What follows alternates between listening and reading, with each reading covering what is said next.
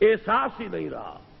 منکرات پھیل رہے ہیں، بے حیائی پھیل رہی ہے، بدعات پھیل رہی ہیں، رسومات کے تومار ہے، اور جو کچھ ہو رہا ہے آج کل شادیوں میں وہ سب آپ کو معلوم ہے. یہ سب ہو رہا ہے اور ہمارے جو نہیں ریگ رہی ہمارے احساسات کے اوپر.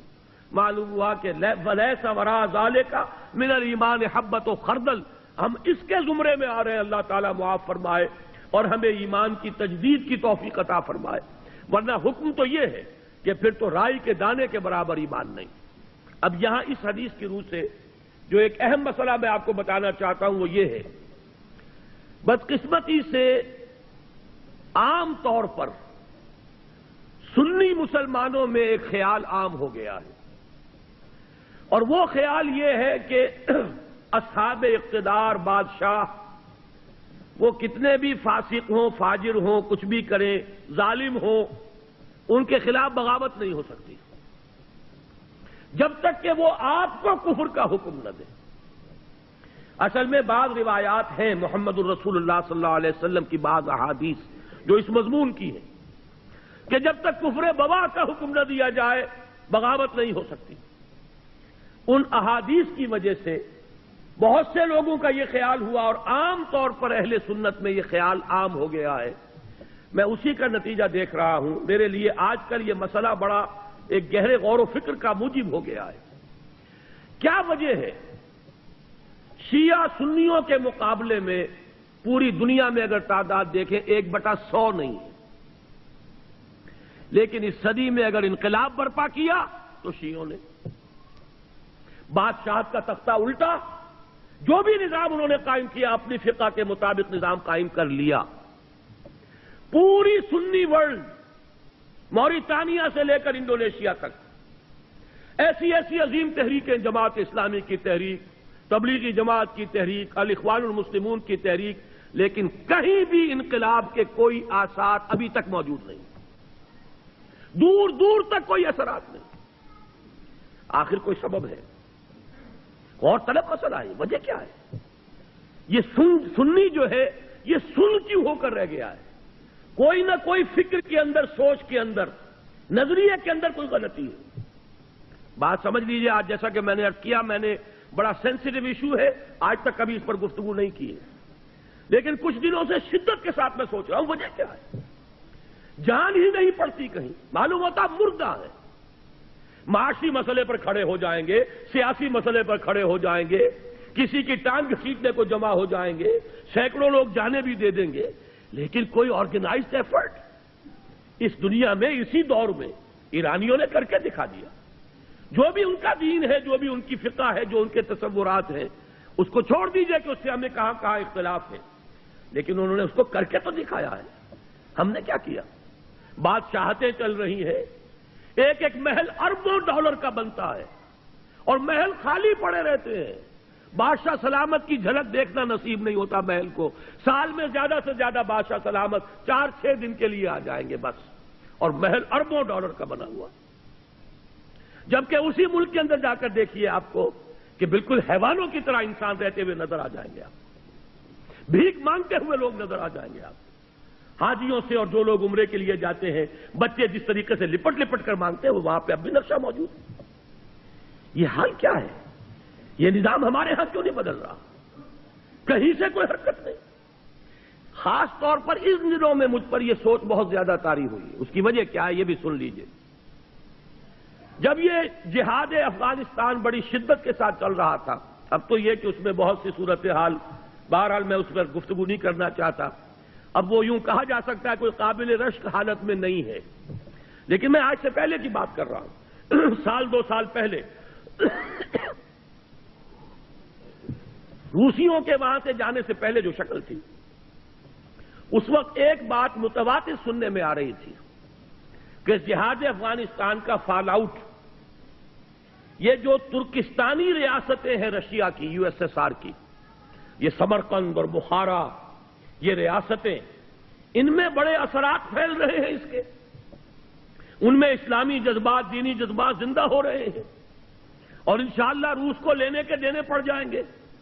اور افغانستان میں جو کچھ اس نے کیا ہے اس کے نتیجے میں ان تمام ریاستوں میں بغاوت ہو جائے گی. لیکن میں حیران ہوں، بغاوت ہوئی تو نمبر 1 یورپین کنٹریز میں ہوئی، ذرا گرفت کمزور پڑی ہے اگر رشیا کی، یورپ کے اندر ایک ملک، دوسرا ملک، تیسرا ملک، چوتھا ملک، انہوں نے بند توڑ دیے، کھڑے ہو گئے۔ پھر یہ کہ روس کی جو اپنی ریاستیں ہیں، بالٹک سٹیٹس کے اندر، لوتھیانا وغیرہ کے اندر بغاوت ہو گئی، جا کر گورباچوف نے معافیاں مانگی ہیں، خوشامدیں کی ہیں، خدا کے لیے ہم روسی دستور کے اندر سیسیشن کے لیے پروویژن پیدا کر دیتے ہیں، اس وقت جو ہے علیحدہ نہ ہو، آئندہ کے کسی مرحلے کے لیے باقاعدہ ہم دستوری راستہ کھول دیں گے۔ لیکن کہا نہیں، اس کے بعد اگر کوئی بغاوت ہوئی تو آذربائیجان میں ہوئی ہے، جہاں شیعہ مسلمان آباد۔ یہ سنی ساری ریاستیں سن پڑی ہوئی ہیں، ابھی تک کوئی خبر نہیں ہے کہیں سے، نہ سمرقند سے، نہ بخارا سے، کہیں سے کوئی خبر نہیں، کوئی حرکت نہیں۔ اس کی وجہ یہی ہے، میں نے جہاں تک غور کیا، سنی اسلام میں کچھ علماء نے اس خیال کو عام کر دیا ہے کہ حاکموں کے خلاف بغاوت نہیں ہو سکتی۔ حاکم چاہے کیسا بھی ہو، جب تک کفر کا حکم آپ کو نہیں دیتا آپ بغاوت نہیں کر سکتے۔ وہ اپنے محل میں شراب نوشی کرتا ہو، بدماشی کرتا ہو، کرتا رہے، لیکن بغاوت صرف اس وقت ہوگی جب آپ کو کفر کا حکم دے۔ اس خیال نے سنی کانسیپٹ جو ہے اس کے اندر ایک طرح کا پیسو انداز پیدا کر دیا ہے۔ وہ ایکٹیو انداز جو چیلنج کرنے والا انداز ہے، وہ آج ہمیں پورے سنی ورلڈ میں کہیں نظر نہیں آ رہا۔ حالانکہ اب نوٹ کیجئے، یہ حدیث بھی تو موجود ہے، من جاہدہم بیدہ فہو مومن۔ لیکن یہ کہ ہوتا کیا ہے احادیث کے ضمن میں، جیسے قرآن مجید میں ایک آیت آپ لے لیں، دوسری آیتیں چھوڑ دیں تو آپ کا راستہ جو ہے ٹیڑھا ہو جائے گا۔ ہر شخص کو دیکھنا ہے اس مضمون میں کون کون سی آیتیں آئی ہیں، کہاں کہاں آئی ہیں، ورنہ تو یہ لا تقربوا الصلاۃ وانتم سکارا، انتم سکارا چھوڑ دیجئے تو نماز کے قریب نہ جائیے۔ حدیث میں جہاں وہ حدیث موجود ہے کہ جب تک وہ کفر کا حکم نہ دے بغاوت نہیں کر سکتے، وہاں یہ حدیثیں بھی تو موجود ہیں کہ جب وہ لوگ ہوں برسر کار کہ جو یفعلون ما لا یؤمرون ویقولون ما لا یفعلون فمن جاہدہم بیدہ فہو مومن۔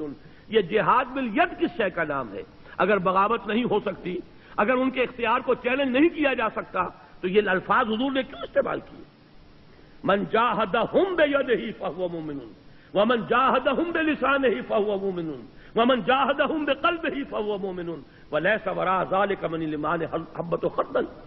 اپنی اس گفتگو کو میں ختم کرنا چاہتا ہوں امام ابو حنیفہ کا مسلک بیان کر کے۔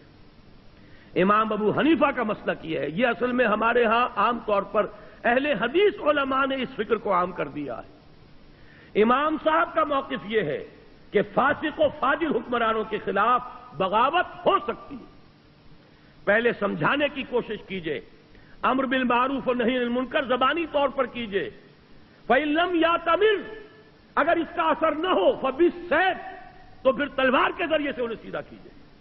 یہ موقف ہے امام ابو حنیفہ رحمۃ اللہ علیہ کا۔ فقہ حنفی کے اندر اس بات کی اجازت موجود ہے، اگرچہ امام صاحب نے اس کے لیے ایک شرط عائد کی ہے، طاقت اتنی ہو جانی چاہیے کہ کامیابی یقینی ہو جائے۔ یہ نہیں کہ چند آدمی کھڑے ہوں، نعرہ لگائیں، پھانسی چڑھ جائیں، بات ختم ہو جائے۔ پہلے طاقت پیدا کیجئے، دعوت کے ذریعے، تنظیم کے ذریعے، تربیت کے ذریعے آپ ایسی طاقت فراہم کر لیں، پھر یہ ہے کہ بغاوت کی بھی اجازت موجود ہے۔ بغاوت حرام نہیں ہے ہمارے دین میں۔ یہ بات جو ہے اس حدیث کے حوالے سے نوٹ کر لیجئے۔ اور یہ کہ امام ابو حنیفہ رحمۃ اللہ علیہ کا وہ موقف ہے، عام طور پر بعض احادیث کے ذریعے سے اور بعض احادیث کے حوالے سے، خاص طور پر اہل حدیث علماء نے جس چیز کو عام کر دیا ہے، وہ در حقیقت کوئی متفق علیہ چیز نہیں ہے ہمارے ہاں، بلکہ امام ابو حنیفہ کا موقف یہ کتاب و سنت سے اقرب ہے، نزدیک تر ہے۔